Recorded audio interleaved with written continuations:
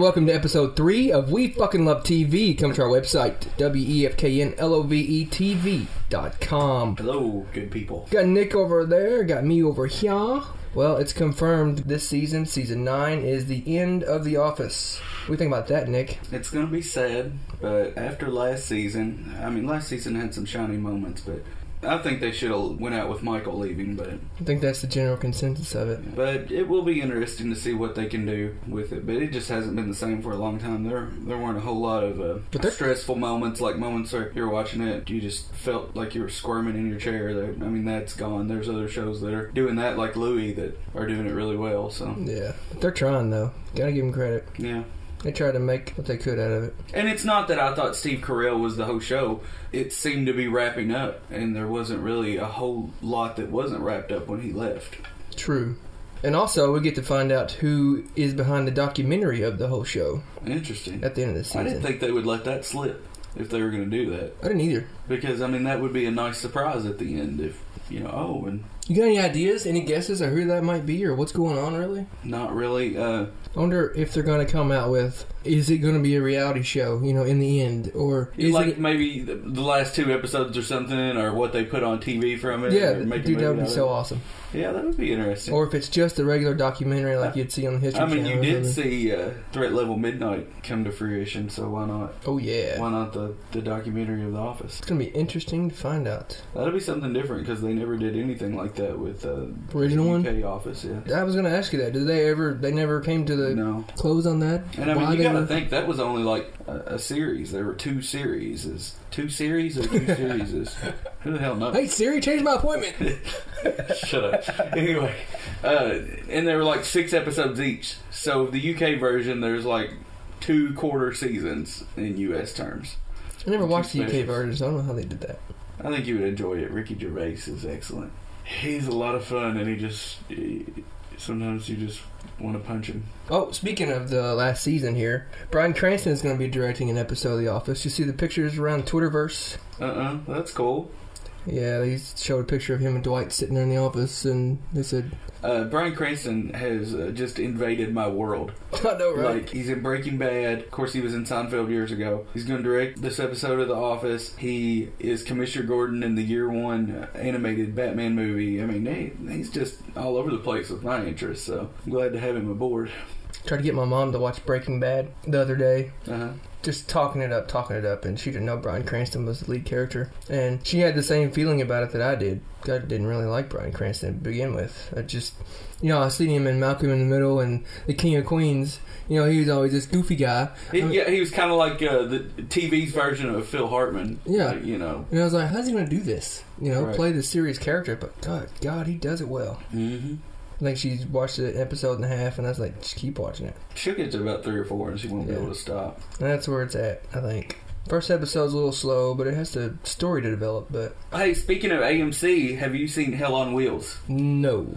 It's about to start season 2, and I watched the first episode of it last year, and I was like, I'm not really into this, and I think I fell asleep halfway through it, so I'm not going to be somebody who's like, oh, I fell asleep, so it's awful. Is that another motorcycle show or something? No, it's about them building the railroad.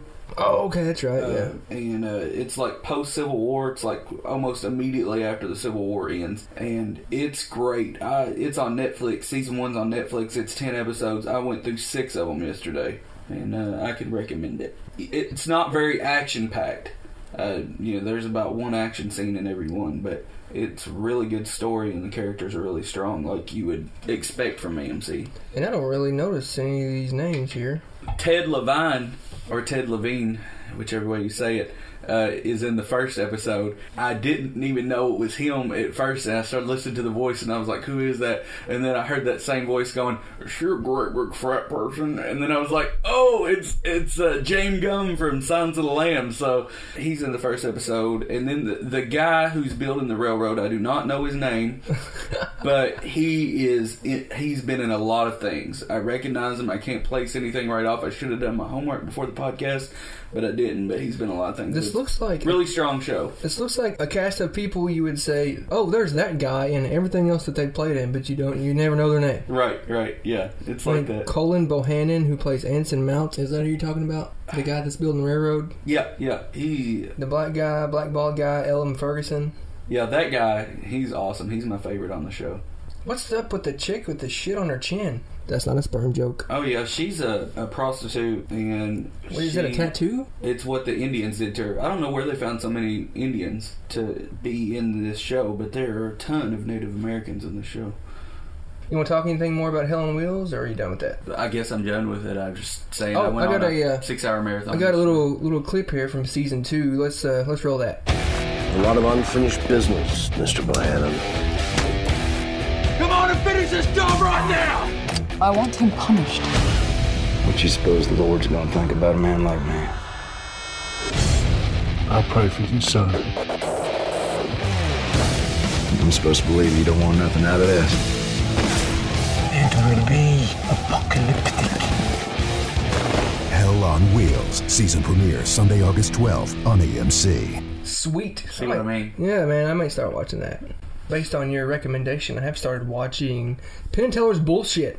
Excellent. I'm on season 2. Wow. I fucking love it. What is it, like 10 episodes a season or something like that? I think so, yeah. Wow. I fucking love it. They have great topics every fucking episode. Oh, and Penn does not give a shit. Penn Jillette is awesome. I love it. Is that not the easiest I read a job really for great Teller, book though? by him, too, called God No. And it's really, really good. Really funny book. And it's got some, like, history of their show and some little tidbits. It's pretty good. Well, right now we're going to pause from a word from our sponsors. Be right back. This podcast episode is brought to you by Ham and Eggs. Dumping dismembered body parts in the ocean all day got your stomach all rumbly? Start your day off with Ham and Eggs. From the makers of Frank Lundy's Sack Shortener. I want to eat some ham and eggs.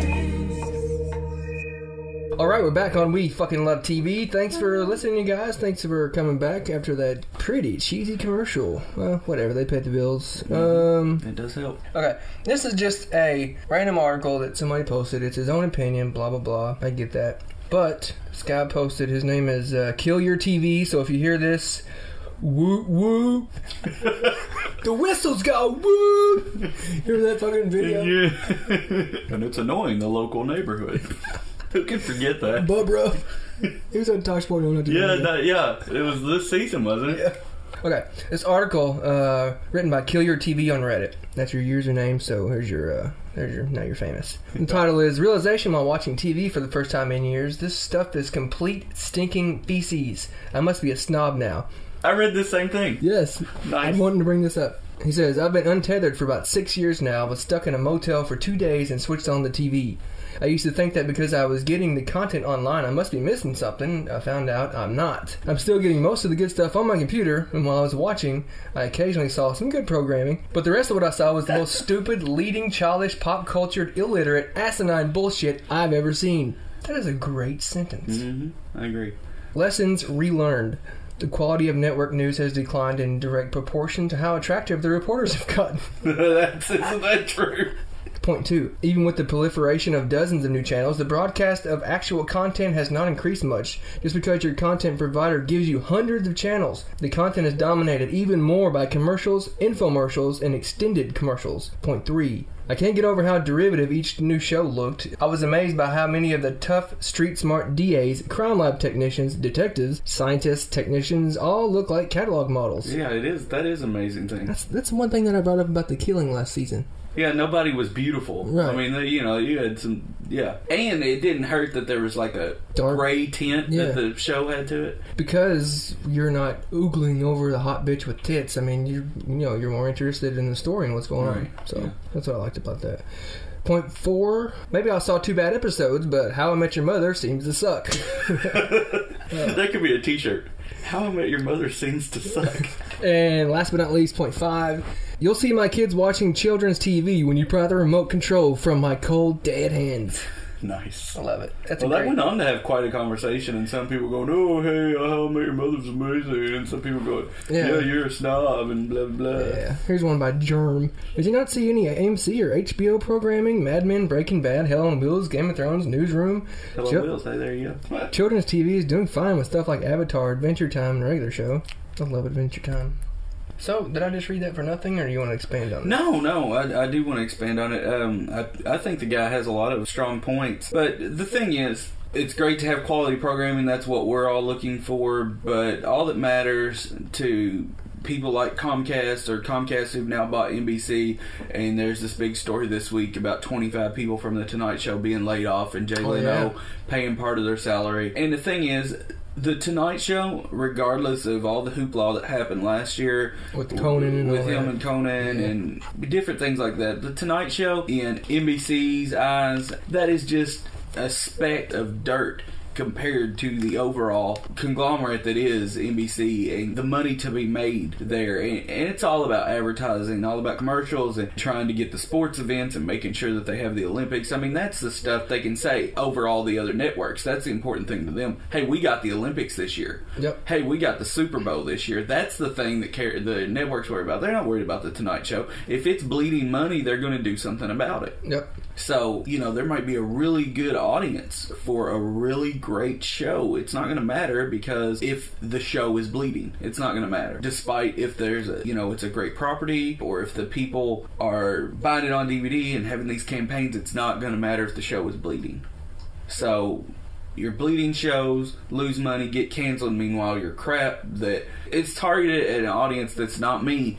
So it's all about the money. Despite our best efforts and whoever's best efforts, it's all about the money. Yeah, it doesn't matter what we say. But I've been in a room with people who will sit and play with their phone or watch the computer or look at the laptop, and they're in and out of a show, and when it's over they'll go, that show wasn't very good. Yeah, that show sucked. And it's like, well, how do you know? But you have to wonder how many people are watching TV like that, and how many great shows are losing viewers because of that. But it makes you wonder, though, why are they like that? You think they would watch something that keeps their attention and catches their Well, we're eye. just multitasking now. I mean, the thing now to do, and I'm really bad about this, but it's just because I can't remember anything. But I think that's partially because of that's how we are now. Yes. We can't remember anything, and we don't have to, because the answer is a few clicks away. So I think it's like more like, oh, you'll watch something, you'll be like, who is that? And you can't watch it anymore until you find out who that is. Or you'll be sitting there and you'll be like, oh, you know what, I need to call so-and-so. And you'll forget by the time the show's over, so you'll go make a note or you'll text them. Or something is always dragging your attention away. You'll remember that you've got a doctor's appointment or something. Or, oh, that bitch is hot. What else has she played in? She looks so familiar. Mm-hmm. IMDb, motherfucker. Right. I wish I had been at that website. Anything else on this one? Alright, Nick has went on his rant about things, and we're going to go ahead and end this one, and come listen to us next week at WeFuckingLoveTV.com. Ooh, I'd also like to plug some stuff if possible. Plug it! I have a blog, and you can go to it. It's called yourbleedingears.blogspot.com. That's linked on our page, isn't it? It is. It is linked on our page. The little orange button on the right. It's not that big of a deal. It's just like when I find some music or whatever that I'm interested in, then I'll just put a link on it for you to check out. And also check out Television Tony's blog, AOMiller2, the numeral 2.com. Yeah, he's a friend of the show. He was on last season. He probably guest star again if he wants to. Yep. Why not plug some other people's stuff, right? Skinny Beard, you could check out his YouTube channel. It's just Skinny Beard. Just type that in, and he's got some rainy day session, acoustic recording, some of his songs, some things like that he's done at his house. And Nick and I wrote a script last week. Yes. Oh, it's gonna be so awesome. We're not going to reveal too much about it yet, but it will be on the website as soon as we get it filmed. It's not going to be too long of a thing, so we won't drag on. Yeah. It'll be quick and dirty. All right, quick and dirty. That's a good way to end it. Quick and dirty. See you next week, guys.